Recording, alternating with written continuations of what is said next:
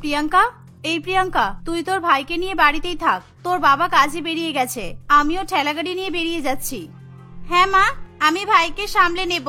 আর বাড়ির কি কি কাজ করতে হবে বলে যাও, আমি সেগুলোও করে রেখে দেব। কিন্তু হ্যাঁ মা, আমার জন্য একটা ডিম পরোটা বাছিয়ে রাখবে কিন্তু। তুমি যখন বাড়িতে আসবে তখন আমার জন্য এই ডিম পরোটাটা নিয়ে আসবে। মা, আমার জন্য নিয়ে আসবে, শুধু দিদির জন্য নিয়ে আসলে হবে না, আমার জন্য ডিম পরোটা নিয়ে আসতে হবে। আচ্ছা ঠিক আছে, আমি তোদের জন্য ডিম পরোটা বাছিয়ে নিয়ে আসবো। কিন্তু হ্যাঁ, তোরা দুই ভাই বোনে বাড়িতেই থাকবি আর একদম দুষ্টুমি করবি না কিন্তু, তাহলেই আমি তোদের জন্য ডিম পরোটা নিয়ে এসে দেব। তোরা যদি দুষ্টুমি করেছিস তাহলে কিন্তু আমি তোদেরকে একটাও ডিম পরোটা দেব না। মা, আমি তো আছি, আমি বান্টিকে কোনো দুষ্টুমি করতেই দেব না, তুমি নিশ্চিন্তে যাও। কমলিকা তার স্বামী কমলেশ এবং দুই সন্তান প্রিয়াঙ্কা ও বান্টিকে নিয়ে শিবতলা গ্রামে বাস করত। কমলেশ দিনমজুরির কাজ করে সংসার চালায়। সে যা টাকা উপার্জন করে নিয়ে আসতো সেই টাকা দিয়ে কোনো রকমে তাদের সংসার চলতো। তবে কোনো কিছু দায় দরকার বা বিপদ আপদে সেই টাকা আর থাকতো না। আর এই কারণেই কমলিকা তার নিজের এক ঠেলাগাড়ি নিয়ে ডিম পরোটা বিক্রি করতে শুরু করেছিল। এর ফলে এখন তারা বেশি টাকা উপার্জন করতে পারে। এভাবেই তাদের দিন কাটতে থাকে। এমনই একদিন কমলিকা ডিম পরোটা বিক্রি করে বাড়িতে আসে। মা, তুমি আমাদের জন্য ডিম পরোটা বাছিয়ে নিয়ে এসেছো তো? তুমি তো জানো আমরা তোমার হাতে ডিম পরোটা খেতে কত ভালোবাসি, আর ভাই তো কখন থেকে তোমার হাতে ডিম পরোটা খাবে বলে অপেক্ষা করছে। মা, তোমার হাতে কই ডিম পরোটা দেখতে পাচ্ছি না তো, তাহলে তুমি কি আমাদের জন্য ডিম পরোটা বানিয়ে নিয়ে আসোনি? ও, তাহলে কি আজকে সব ডিম পরোটা শেষ? আমার তো মনে হচ্ছে মা আজকে আমাদের জন্য একটাও ডিম পরোটা নিয়ে আসেনি। মা, এটা কিন্তু তুমি একদমই ঠিক করলে না। আমরা তো রোজ তোমার কাছে তোমার হাতের ডিম পরোটা খেতে চাই, এটা তো তুমি খুব ভালো করেই জানো। তা সত্ত্বেও তুমি আমাদের দুই ভাই বোনের জন্য একটাও ডিম পরোটা বাছিয়ে রাখতে পারলে না। ঠিক বলেছিস দিদি, মা আমাদেরকে আর ভালোবাসে না। আগে তো আমাদের জন্য রোজ রোজ ঠিকই ডিম পরোটা বানিয়ে নিয়ে আসতো, কিন্তু এখন তো মনে হয় মা আমাদের কথা ভুলেই যাচ্ছে, তাই জন্য ডিম পরোটা বিক্রি করে চলে এসেছে। আচ্ছা, আরে বাবা, তোরা দুই ভাই বোন শুধু কথা বলে যাবি নাকি আমাকেও কিছু বলতে দিবি? মা, তুমি তো সেই একটাই কথা বলবে, আজকে সব ডিম পরোটা বিক্রি হয়ে গেছে, এটা ছাড়া তো আর কিছু শোনার মতো নেই। তাহলে তুমি আর কি বলবে? আরে বাবা, ওই দেখ তোর বাবা পেছনে আসছে। আমি তো আজকে তাড়াতাড়ি বাড়ি ফিরে এসেছি। এখন কটা বাজে বলতো? আমি তো রোজ বাড়িতে ফিরি 9টার সময়, আর দেখ এখন 7টাও বাজেনি। আসলে তোর বাবার সঙ্গে রাস্তায় দেখা হলো, তোর বাবাও কাজ থেকে বাড়ি ফিরছিল, তাই আমি ভাবলাম আমিও আজকে তাড়াতাড়ি বাড়িতে এসে তোদেরকে চমকে দেব। ও, সত্যিই তো। কিন্তু মা, তুমি কি আজকে আমাদের জন্য সত্যি ডিম পরোটা নিয়ে আসতে ভুলে গেছো? দিদি, আমার মনে হচ্ছে মা ভুলেই গেছে। আমাদের নিজেদের ঠেলা গাড়িতে ডিম পরোটা বিক্রি হয়, কিন্তু মা আমাদেরকেই ডিম পরোটা খাওয়াই না, কিন্তু বাকি সকলকেই খাওয়াই। কেন মা, আমরা পয়সা দিতে পারবো না বলে? আরে তোরা কি সব উল্টোপাল্টা কথা বলছিস? আমি তো তোদেরকে রোজ ডিম পরোটা নিয়ে এসে খাওয়াই, আর তোরা এসব কথা বলতে শুরু করে দিলি। তোর বাবার হাতে আছে তোদের ডিম পরোটা, আমি তো ঠেলাগাড়ি নিয়ে এগিয়ে চলে এলাম, তোদের বাবা পেছনে আসছে।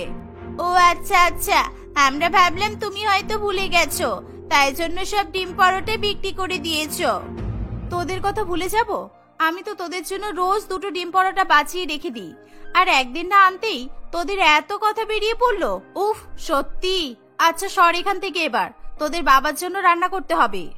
প্রিয়াঙ্কা, বান্টি, এই দেখ, এই নে ধর তোদের ডিম পরোটা। তোদের জন্য তো তোদের মা রোজ ডিম পরোটা বাছিয়ে রেখে দেয়, কিন্তু তোরা তোদের মাকে কত কথা শুনিয়ে দিলি। সত্যিই তো, এরকম বলা একদমই ঠিক হয়নি। বাবা, আমাকে ক্ষমা করে দাও, আমি এক্ষুনি গিয়ে মায়ের কাছে ক্ষমা চেয়ে আসছি। এই বলে প্রিয়াঙ্কা এবং বান্টি তাদের মায়ের কাছে যায়। মা, তুমি আমাদের জন্য রোজ ডিম পরোটা নিয়ে আসো, আর আজকে আমরা তোমাকে এত কথা শুনিয়ে দিলাম। এত কথা বলা হয়তো আমাদের ঠিক হয়নি। যদি কিছু ভুল বলে থাকি তাহলে ক্ষমা করে দিও। আমরা সত্যিই বুঝতে পারিনি তুমি বাবার হাতে ডিম পরোটা দিয়েছিলে।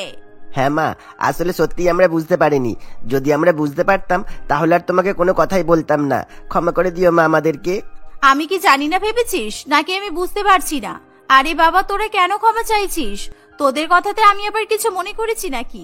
আমি জানি তো আমার হাতে ডিম পরোটা খাওয়ার জন্য তোরা অপেক্ষা করছিলিস, আর ঠিক তোদের মতোই সকল বাচ্চা বুড়ো সবাই আমার হাতে ডিম পরোটা খেতে ভালোবাসে। আর ঠিক এভাবেই অপেক্ষা করে। এটা দেখে আমার অনেক ভালো লাগে।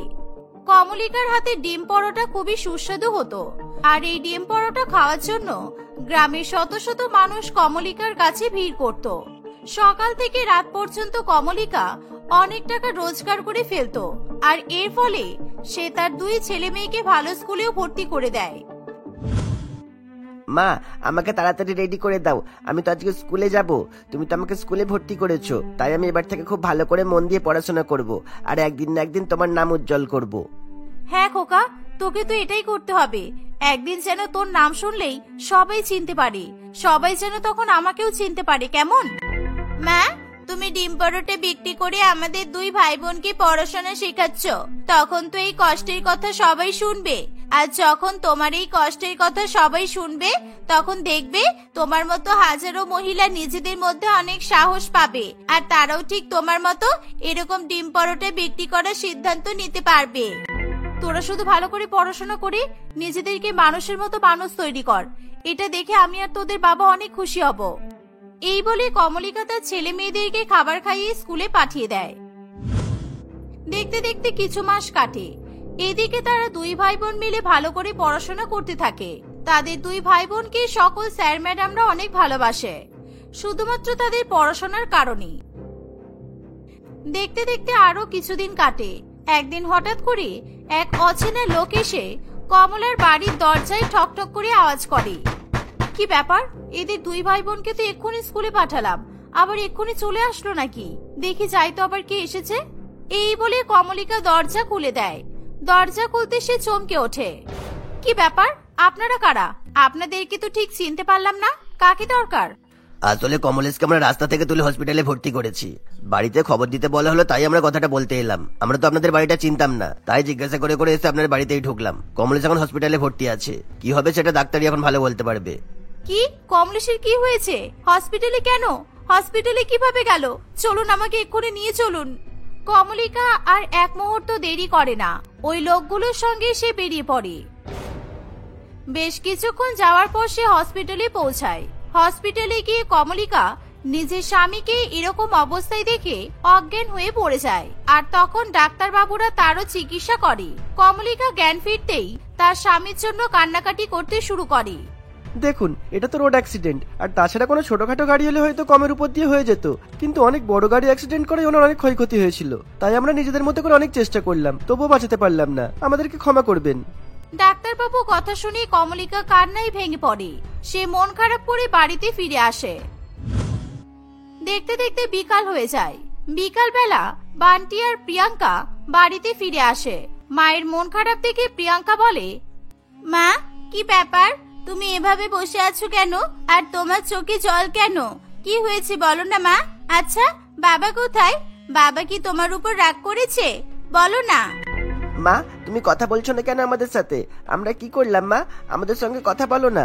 বাবা কোথায়? বাবা কি এখনো কাজ থেকে ফেরেনি? মা, তুমি চুপ করে কেন আছো, বলো না। প্রিয়াঙ্কা আর বান্টির মুখে এই কথা শুনে কমলিকা দেবী আরো জোরে জোরে কান্নাকাটি শুরু করে। কাঁদতে কাঁদতে সে বলে, না রে মা, তোদের বাবা আর এই পৃথিবীতে নেই। এবার থেকে কাকে বাবা বলে ডাকবি? এবার থেকে কে তোদের জন্য জামা কিনে আনবে? কে তোদেরকে মা বলে ডাকবে? তোদের মাথার উপর থেকে যে ছাদটাই চলে গেল। বাবার কি হয়েছে? তুমি এসব কেন বলছো? বাবার কি হয়েছে বলো না। তোদের বাবার অ্যাক্সিডেন্ট হয়েছে, আর ওখানেই তোদের বাবা মারা গেছে। মায়ের মুখে এই কথা শুনে বান্টি এবং প্রিয়াঙ্কা 2 ভাই বোন মাকে জড়িয়ে ধরে কান্নাকাটি করতে থাকে। আস্তে আস্তে কমলিকা খুবই ভেঙে পড়ে। স্বামীর মৃত্যুর পর কমলিকা ডিম পরোটা বিক্রি করতেও যায় না। এভাবে ধীরে ধীরে তাদের পরিস্থিতি আরো খারাপ হয়ে যায়। না, আর কতদিন এরকম ভাবে বসে থাকবো? আমাকে আমার 2 সন্তানের কথা ভেবে লড়াই করতে হবে। সবাইকে দেখিয়ে দিতে হবে আমি একটা মহিলা হয়েও সবকিছু করতে পারি।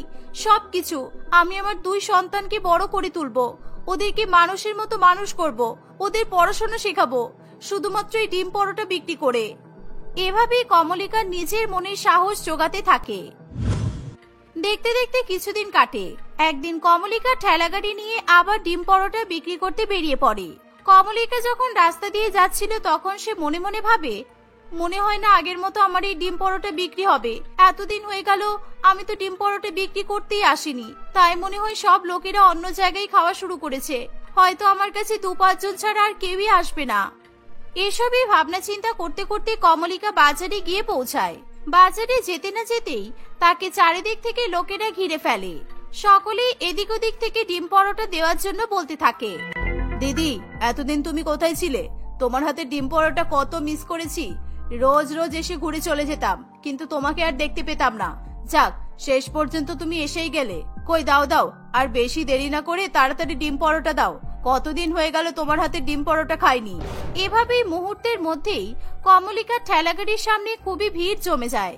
কমলিকা মনে মনে খুবই খুশি হয়। সে একের পর এক সকলকে ডিম পরোটা দিতে থাকে, আর তার হাতে ডিম পরোটা সকলেই মজা করে খেতে শুরু করে দেয়।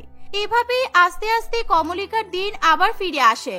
ডিম পরোটা বিক্রি করে সে তার 2 সন্তানকে নিয়ে হাসি খুশি বাস করতে থাকে।